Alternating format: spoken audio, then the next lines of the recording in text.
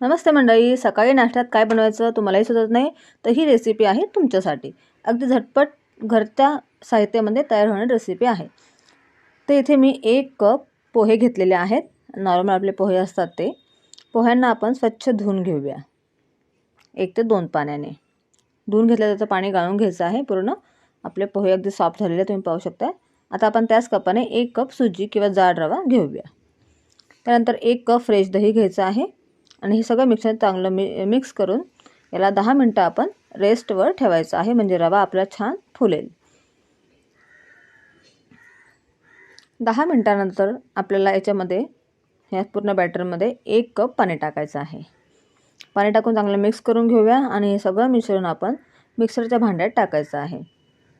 मिक्सरच्या भांड्यात टाकल्यावरती आपण त्याच मिश्रणामध्ये 1 ते 1.5 चमचा मीठ टाकूया. 1 ते 1.5 चमचा तेल टाकूया. थोडासा सोडा टाकायचा आहे, अर्धा चमचा. आणि आपण हे सगळं मिक्सचर एकदम फाईन याची पेस्ट करायची आहे, अगदी आपल्या डोस्यांच्या बॅटरसारखी. तुम्ही पाहू शकताय. तुम्ही हवं तर पाण्याचं थोडंसं प्रमाण वाढवू शकतात. इथे मी थोडे व्हेजिटेबल घेतले होते, टोमॅटो, शिमला मिरची, कांदा आणि स्वीटकॉर्न. तवा पण आपला छान गरम झालेला आहे. त्याच्यावर आपण तेल टाकून घेऊया. व्यवस्थित सगळीकडे पसरूया तेल. नंतर आपण आपल्या गरम तव्यावरती आपलं बॅटर 2 चमचे इथे मी टाकणार आहे स्टार्टिंगला. व्यवस्थित पसरूया त्याला. तुम्हाला जेवढा हवा तितपत तुम्ही याला जाड बारीक करू शकतात. आता याच्यावर आपण व्हेजिटेबल आपण जे कट केलेले होते, स्वीटकॉर्न, टोमॅटो, शिमला मिरची, कांदा, हे सगळं आपण टाकून घेऊया. तुम्ही नाही टाकलं, प्लेन जरी ठेवला ना तरी पण छान लागेल. तर ही रेसिपी नक्की ट्राय करून बघा. मुलांनाही तुम्ही देऊ शकतात आणि मुलंही अगदी आवडीने खातात. मुलांना व्हेजिटेबल आवडत नसतील तर तुम्ही ते स्किपही करू शकतात. 2 मिनटाकरता झाकून ठेवायचं आहे.